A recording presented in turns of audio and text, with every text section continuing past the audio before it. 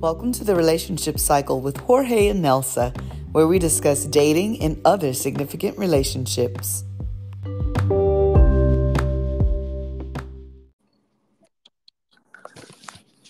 Hello, everyone. Hello, señorita. How are you? Awesome. Welcome back to the Relationship Cycle with Jorge and Nelsa. We've got a great show lined up and some wonderful guests joining us today, Poppy. We got my dear friends, Liz and Steven. Steven, please introduce yourself and tell us what you do for the Army. Hey, I'm Steven, and I'm usually I'm a chemical specialist in the military. So I deal with hazmat stuff. So, and we have Liz, who is his wife, and today's topic is going to be military spouses. And this is something that I've always wondered. Is how do people make it work when people are in the military and, you know, dating or relationships or married and whatnot? Absolutely. Welcome to the show, Liz and Steven. Liz, what do you do? I work for an insurance company. Okay, so you're not military. No. I wanted to make sure we, set the score on that because I've had, family and friends who were both in the military, and unfortunately it did not work. The marriage did not work out. So how did you all meet? First of all, let's get the backstory. It's always the best. We met through a mutual friend when I moved to Charlotte in 2008. She invited me to her birthday dinner, and Steven just happened to be there. Okay, so mutual friends, no online dating. No. Okay. It seems like people don't meet the natural way anymore, or the organic way, huh? Exactly. So that's, green flag number one. So how long have you all been married? We've been married 11 years, dating or together 14. Okay. Awesome. What do you think is like a number one, we would not still be together if it was not for this? Outside of the military? Inside, outside, just in general? Great question. Yeah. What's the glue that keeps you guys together? What's your secret sauce? I like that. What's the secret potion that keeps the marriage thriving? I don't know. I'm gonna go home and do some homework tonight. Probably. You're gonna ask yourselves, how do we do it? How do we pull this off? They don't think about it. That's it. No, we really don't. We really don't think about it. We've been together for so long. It's more so of this person is just home for me. It's your comfort zone. Let me ask you this. So what is the most difficult thing about being married to someone in the military from the wife perspective? I can only speak from the wife/reserves perspective. It is different for the active duty spouses. The difficulty would be when there are children involved, He is gone a week in a month, 2-3 weeks a year.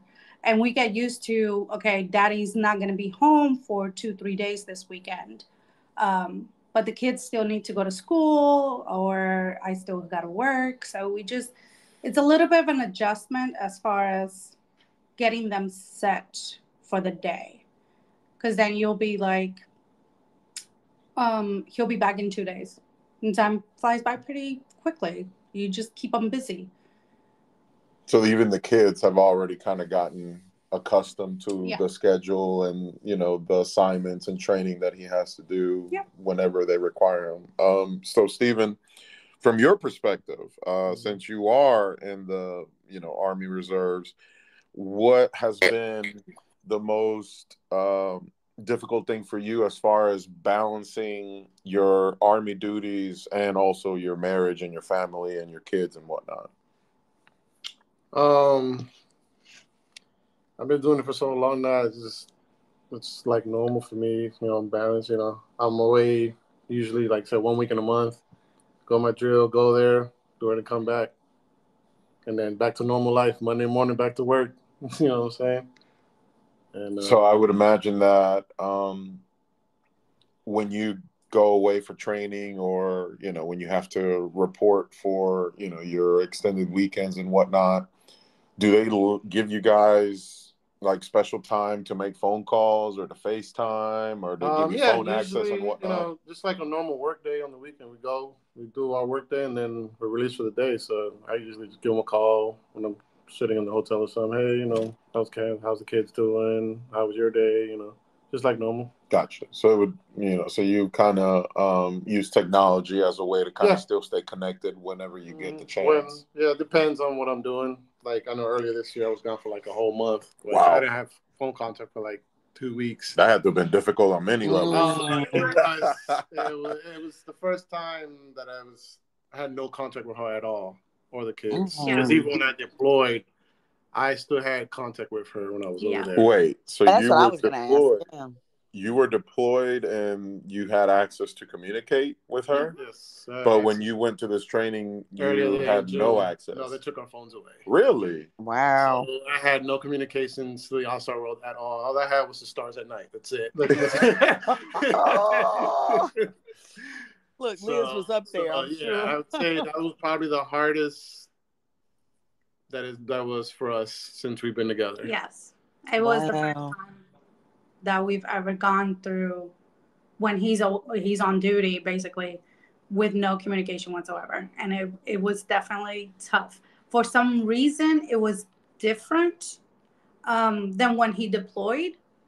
And I think even if it was a 5-minute phone call, would have made the difference for the day. Yeah, because you're like, hey, he's safe, or he's okay, or I heard from him, or at least the kids get to hear, from him. So even something small, even small communication goes a long way, I would imagine. Wow. Well, let me zip back to the deployment, Stephen. Okay. So, because we're talking about military and dating, or military and relationships. What did that do to you? Like, you're used to being back home with your family. How did that affect you? So here's the thing, right? So we got married right before I left. Literally. So we were newlyweds, and then I was gone for 9 months. That's hard. Almost actually a total of 11 months. I was 9 months over there, but like 2 months of training prior before we left. It was weird. So I'm here, newlywed too. I mean, we've been together for a few years then, but being married was something new, Right. And to be honest, for that long of a period of time, for a long time. So it was definitely hard to get used to, but after a while, once I was able to communicate, it was a little easier, but still it was hard. It was hard. Those 9 months to be in a way was hard. So Liz, how did you and your family and the kids, how did they handle that, for him being away from home for those 11 months for the deployment? So for context, when he deployed, it was only 1 child versus 3 that we have now. Gotcha. And that was our oldest, and she was about 4. I would say about 4 when he deployed. We just got used to just being her and I, right? Right. And I would take her to preschool, and I would go to work, and then I would pick her up from preschool, and then we were home, and that was the routine, and it became a habit. And then we were able to arrange it to when he was released from his work for the day, basically, let's call it that. Right. I would stay up a little bit later in the night so we could just FaceTime for a couple of minutes. And that's how we were able to keep in contact. But it was definitely weird to be a newlywed, basically. Well, technically. And people ask you, so how's married life going? I'm like, I don't know. He's Oh my God. Well, it's going great because he's not here. And we're still trying to. Fantastic. I don't know about all this. The expiration date is not up yet on the marriage license. So, and then when he came back, that's then what I that was was going a to ask. whole Yeah. new readjustment. Mm. Because this is my space with my child. Yes, we're married, but this has been my space. Routine. Yeah. My routine. And then it's like, okay, who are you? Like I had to start over, I bet. But you've not been here. Nelsa, you had a question, I think you said? That's what I was going to ask. Like, after you get used to the rhythm of, what the family life looks like with somebody gone and you communicating the way you did, the re-entry point, like that had to be rough. That's exactly what I was thinking. After you are finally making the adjustment mentally, and then when he comes back, now you got to make another mental adjustment for both of you and your child, of this person who now, you did know him for a few years, but now you've not been with him in almost a year. Mm-hmm. What were some of the challenges that you all had to work through? It might sound minor, and it just might be me, but even sharing the bed was weird. Because this was my bed for a year, maybe two, because I had been living in that apartment already with my child for a while. So yeah, and just like taking space, it's like, okay, you weren't here and now you are. Everything did take some time to readjust. So let me ask you this, because I know you mentioned that you guys had gotten married and then literally right after he had to leave. Mm-hmm. So did you notice a change, or did you notice that maybe his mentality, his personality shifted or changed upon his return from being deployed? Because I've heard this from, people of different walks of life, where they say that they do feel that when their spouse gets deployed, that sometimes they don't come back the same. I guess it depends on their circumstances and what the service member is exposed to while they're on the deployment. As far as Steven, there wasn't really that much change in behavior. If anything, he was more involved, more independent than what he had been used to before. But not in behavior-wise, no. So, Steven, let me put it on you here. So when you came back, how challenging and difficult was it for you to adapt and being a father and a husband again after deployment? Well, it was definitely good to be home and be around loved ones again. Right. The adjustment, it was a little adjustment being back to just being normal life, being gone overseas, being a military 24/7 for the last 11 months, and then coming home and it's like, all right, what am I doing today? I'm just chilling here. Okay, I don't have to get up early. I don't have to do PT. It's like, all right, I got to get back into civilian life. Right. So it took a little bit, and then, had looking for work and everything, because I had the job that I had before I left. I just quit that job. People were like, I'm deploying. I'm quitting. So, so between getting back to regular life and looking for a job, so it was difficult. But after a while, it came back to normal. Nice. I could see how that would be challenging. And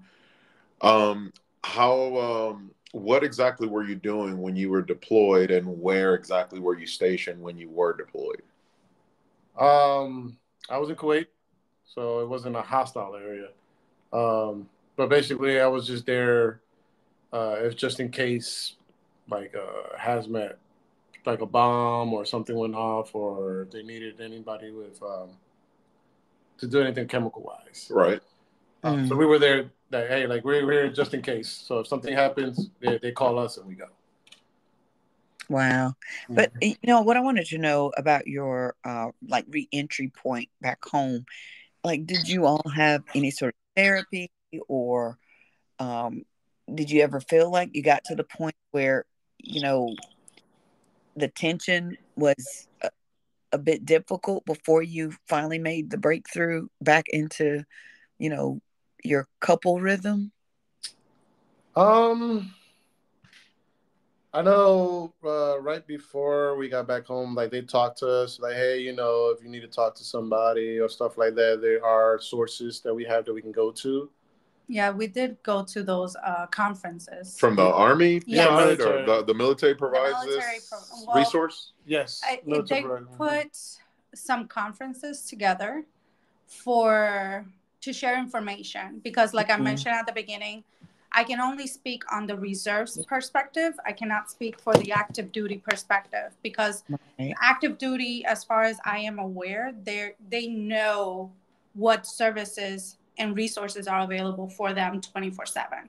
Someone that it doesn't live near or on base does not know what is available for us. Really? Yes. So they don't give you guys like pamphlets or phone numbers where you can... Not necessarily. So they put these conferences together, and I think there was a total of 6, if I remember correctly.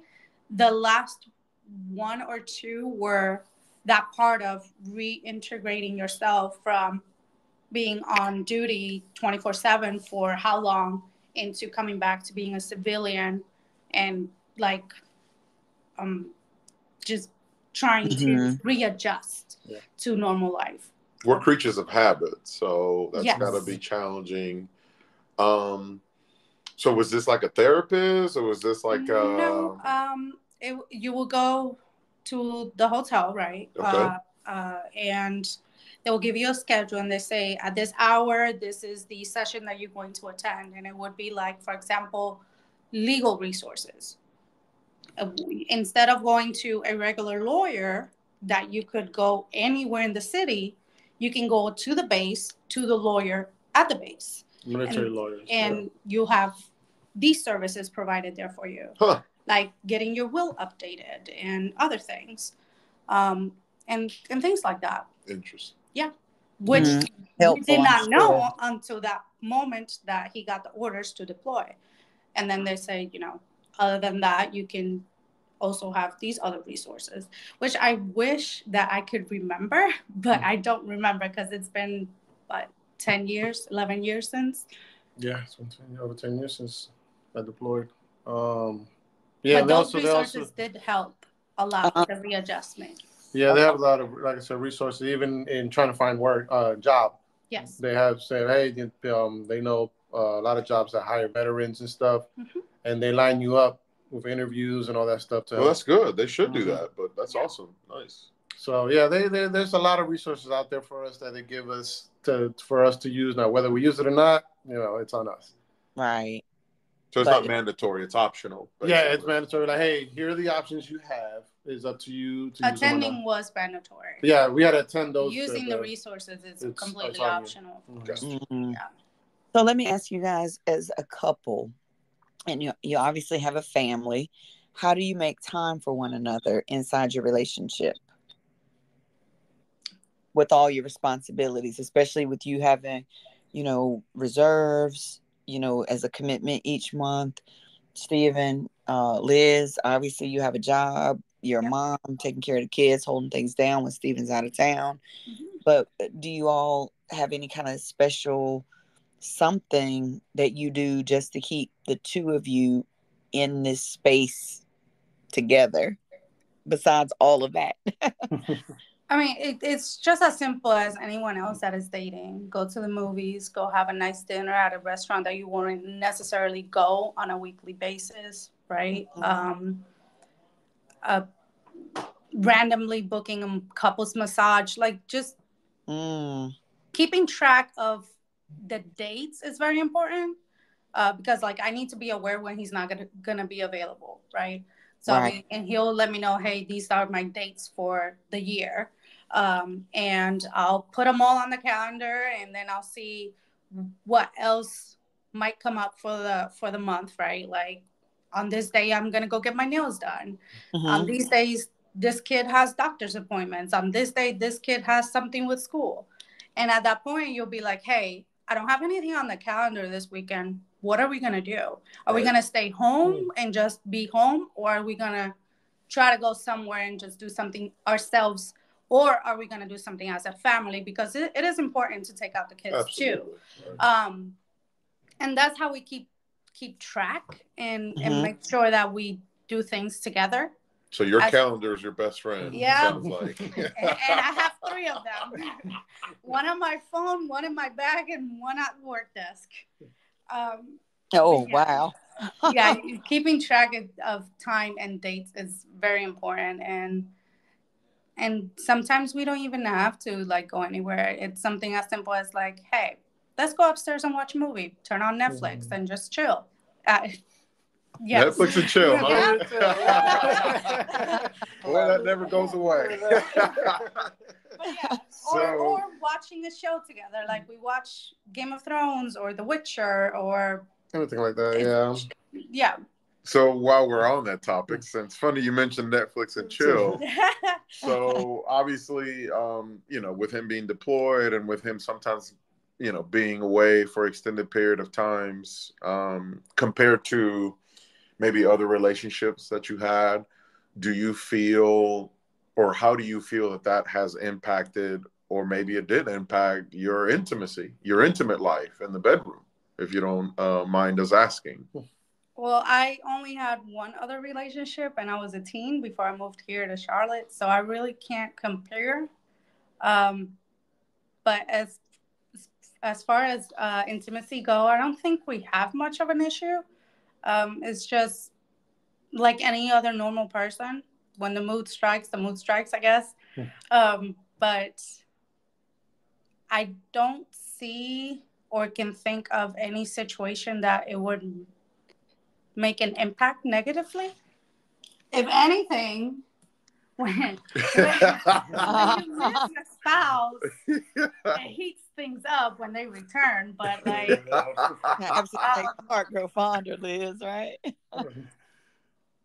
I could see the time away building some tension. So it always. That's healthy tension, of course. And the longer the time away, it's a little bit rougher, of course. And nowadays there are items and technology that can assist, but a simple phone call makes a huge difference too.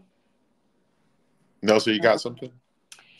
Well, I love that you all seem very dialed in to what you need. You keep saying it's pretty simple. It's pretty simple. It seems like that might be your secret sauce, that you have not really overcomplicated your relationship with a whole lot of unnecessary rules or unnecessary roles. I love the way it sounds like y'all have really learned to flow with one another in your relationship. How would you say you all have grown in the past 11 years? I would say greatly. We're definitely, of course, we started when I met Steven, I was only 19 years old, but I don't think I am the same 19-year-old in mentally nowadays than what I was back then. And like you said, yes, things are simple because it becomes like a habit, I guess. It's more of a comfort. With time, you get to learn more of one another, what the likes are and what the dislikes are, and like you said, you just go with the flow of that. Let me ask you something. So when you guys started dating, did the fact that he was in the armed forces, was that an appeal to you, or was that a concern to you, or did that not play a role in your relationship as far as getting to know him and dating and, getting, established in that as you guys started dating early on when you were younger? It wasn't a concern. I've always been pro-military per se, if you think about it. Before I have I had my first child, I wanted to join the military myself. Really? But being a single mother and a service member is extremely difficult. I bet. So I chose my daughter over joining the military. And then I had time to make a decision whether I wanted to do it later on. And I still chose to, you know, be there for my kids because now there's 3 versus making a military career for myself. So was it an appeal? Yeah, sure. I mean, I'm pretty positive a lot of women have that attraction for a man in uniform. There must be a thing to that. I have heard that a lot. Whether it's military uniform or police or firefighter or even as simple as a FedEx driver. Like, I prefer UPS myself. You know what? I know what I'm going to be for Halloween. Steve, can I borrow one of your soldier costumes? I got plenty of uniforms. Why not? Yeah, how many do you have? And what size are you? We're pretty much assuming the same size. You should fit one. Just make sure you take my name tags off. That's all. I'll be Steven for a night. But oh my God. No, it wasn't a concern. It wasn't. I met him. He was already in the military. Okay. I never had the mentality of, oh, you have to choose the military over me. For me, that is actually disrespectful. But that is also my personal opinion. Of course, I would never ask a person to choose between a career and myself. And if anything, I think me being that way, I helped him with keeping that career and making it this long in the military because he has that support from the spouse or significant other. Yeah, it definitely makes it easier when you have your spouse to back you up. So, Steven, let me ask you something. How hard was it for your mom and your family and, you know, your sisters? I know, you know, your whole family. How difficult was it for them, you know, when you told them, like, hey, I'm really, like, you know, dead set on doing this and I'm going to be deployed, most likely. How did all that come about and how did they handle that? So when I first joined? Yes. So my mom was pretty much on board. She pretty much gave me an ultimatum, like, hey, you got to do something with your life. Oh, so she was like, yeah, you need to go. Yeah, so, you know, she's like, hey, you know, you're out of high school now, you know, you go to college, you can do military, and then, you know, and I know that the military, they paid it for you to go to school, so I took it, all right, you know, go to military, go do 4 years, and, you know, they pay for my school. Here I am 20 years later, and I'm still in. So nice. So it's worked out pretty good then. Yeah. So they were very supportive of me going in. Plus, I have family members who've been in the military. I got uncles, cousins, and stuff. Yeah, I remember we went to your cousin's house in Fayetteville. Yeah. Remember that? I never want to go back there, but I remember that. Yeah. So he's still in. Actually, he's man, he's still now. in. I think he's like a major now. Okay. He's high up there. Like he said it like he's been in like 40 years or something. something. I mean, I remember we went. I think it was a car show. Yeah, it was an auto show that we went to. And I met his cousin who was in Fort Bragg, and this was like when I was like 17. It was a long time ago. I think it was like 19 or something like that. Because I was already in the military and I went when I was 19. So it was our younger years, obviously, but yeah. So I think you have a lot of family members that have been in the armed forces. I had a few. Mm-hmm. I have some retired. I have someone, he's still in. I have my cousin who's in. So yeah, I have a few family members who's in the military. Wow. Well, we thank you for your service, and absolutely. It is it's always fascinating. I've always met you know, people who either have a spouse or, you know, close family members in the military, and I've always wondered how challenging and how they make it work because you know, it's got to be hard being away from family, especially during the holidays or special occasions, right?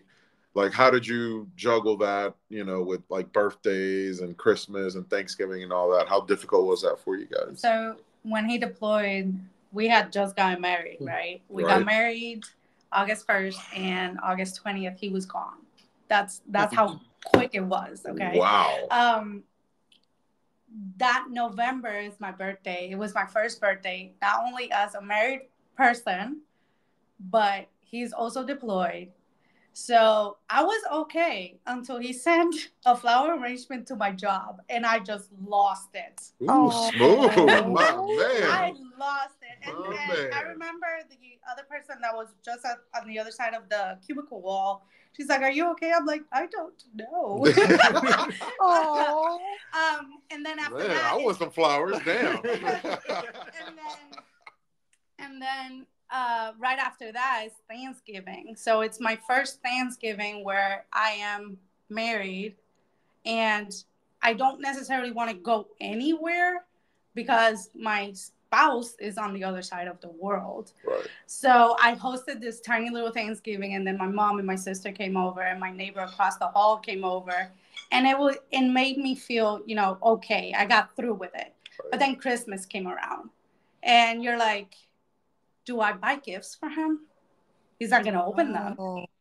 Right? Wow. I never really thought about that. Gifts I know. No way. Yes. What did you send him? Do you remember?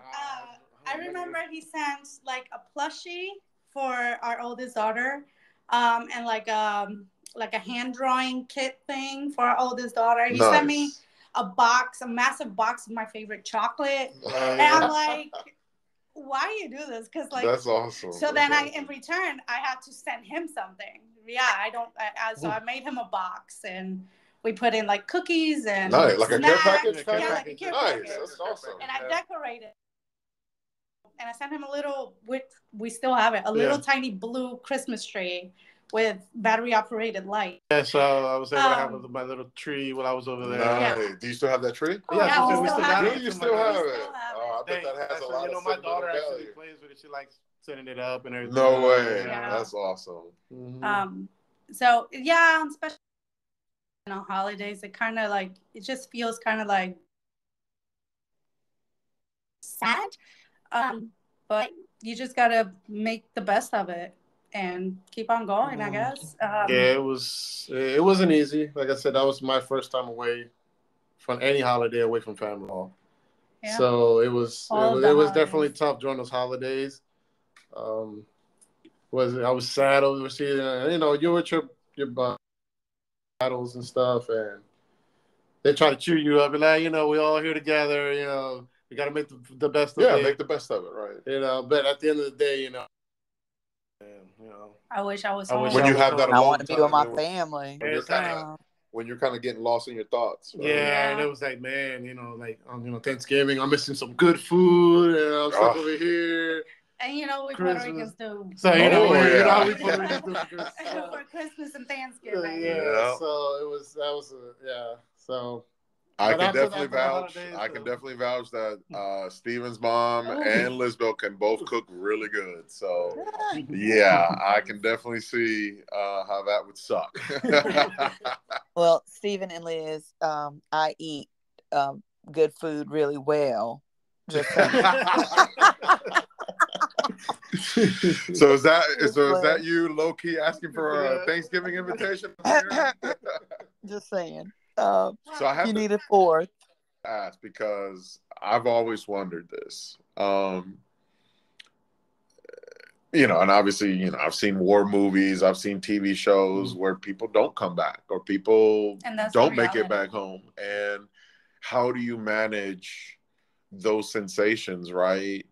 More so you, Liz, you being back home and not knowing, right? So when you would get like a message or an email or something, like, would that pop into your head, or did it ever pop into your head? It did.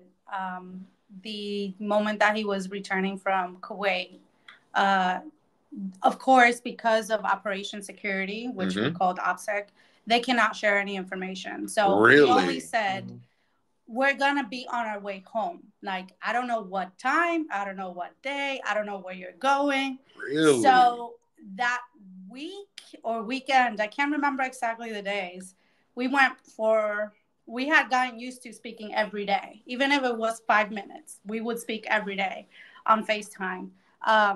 That week or weekend, we went more than 24 hours without speaking. I'm like, okay, where are you? Oof. And if I remember correctly, it was past midnight. He calls. I get this weird number on my phone. And he's in Ireland. Ireland? Yeah. Wow. And the hell were you doing there? He was on his way home. Yeah, we had a pit stop. So we left there. We had to stop there, like a connection flight, just like refuel. Right. And then from there, we flew back to the U.S. So we stopped in Ireland. And all he said when I answered the phone, he's like, "Hey, baby, I'm in Ireland. I'm okay. I can't talk. There's a line behind me." I'm like, "Okay, I'll talk to you later." So that made you sleep a lot better. Oh, yeah, of course. Because in the meantime, you're like, okay, where are they? Wow. Man, that had to have spiked your anxiety a little bit. Oh, yeah. Yeah, of course. Because, you don't want to listen to the news or anything, but it just so happens that there had been a plane that crashed that same day. No way. So you're like, okay, where in the world are you? Oh, my God. So, yeah, you really want to, keep yourself away from the news to not increase that anxiety. Yeah, and plus our mind can really do harm, and we can go down a rabbit hole of no return with our mind when we thinking negatively like that. But man, this gives new context to the service members and their families, right? We need to keep their families in mind with the sacrifice that they also have to make. Yeah, because you're serving too, Liz, you and your children and the rest of your family. Like, you're having to sacrifice, stability and comfort and, the anxiety you must have, just not knowing when something may happen and, Stephen may have to be called up. So we salute you as well. So that's always in the back of your mind as well, where anytime he gets a communication. Until he signs that last paper saying, "I am done," Uncle Sam owns him.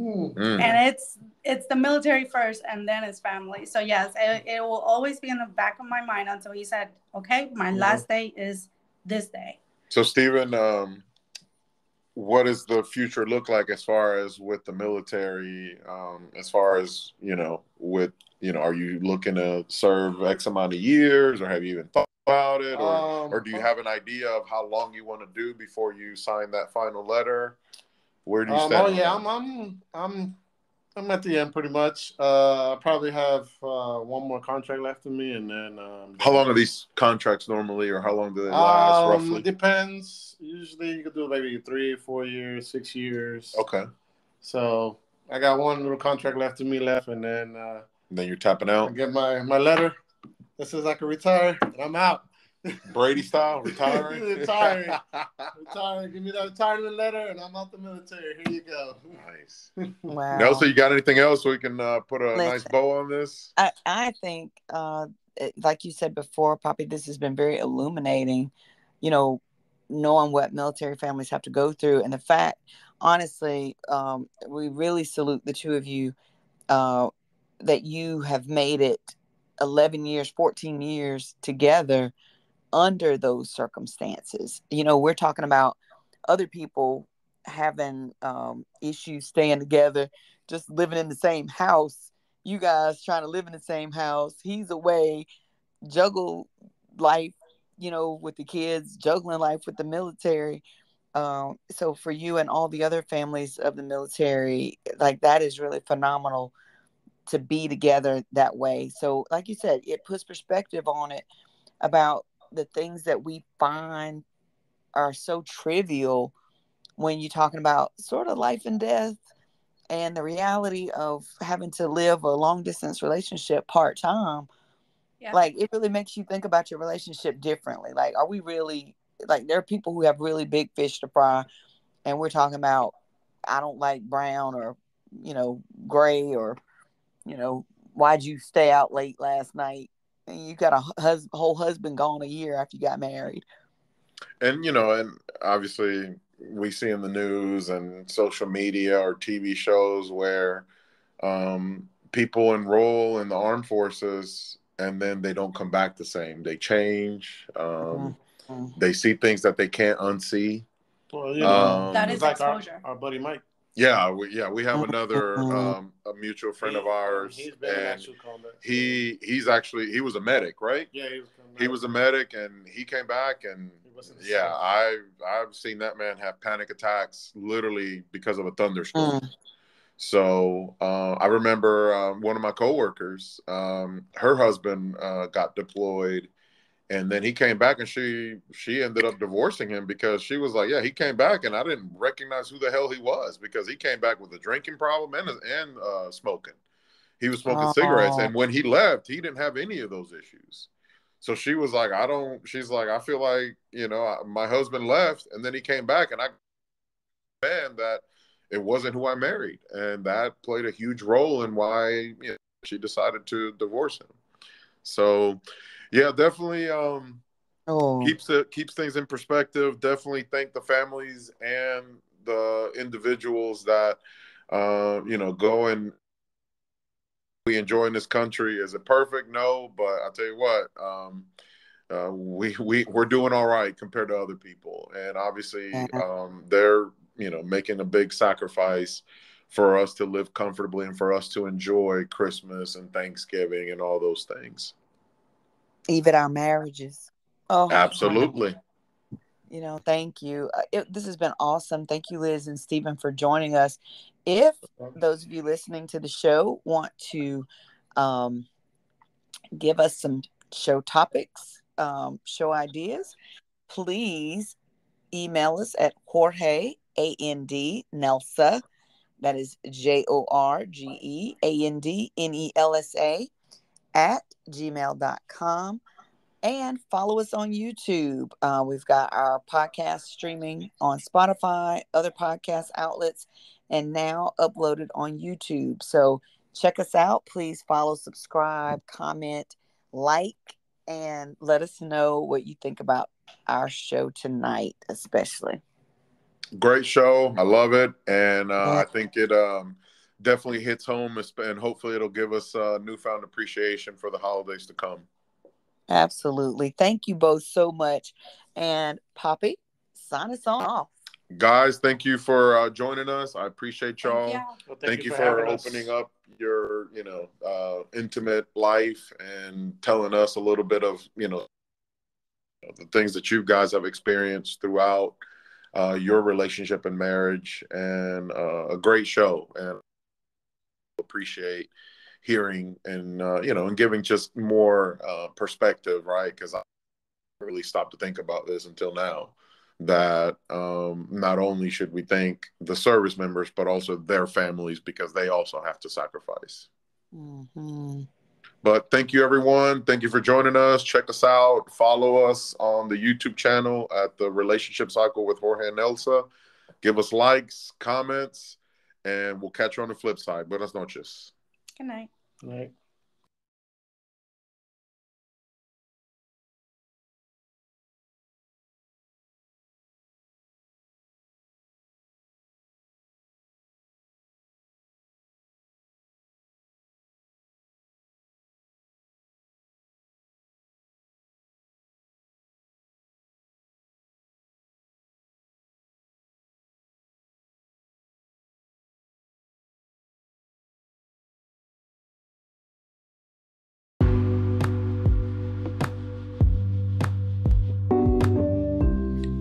Thanks for joining us today on The Relationship Cycle with Jorge and Nelsa.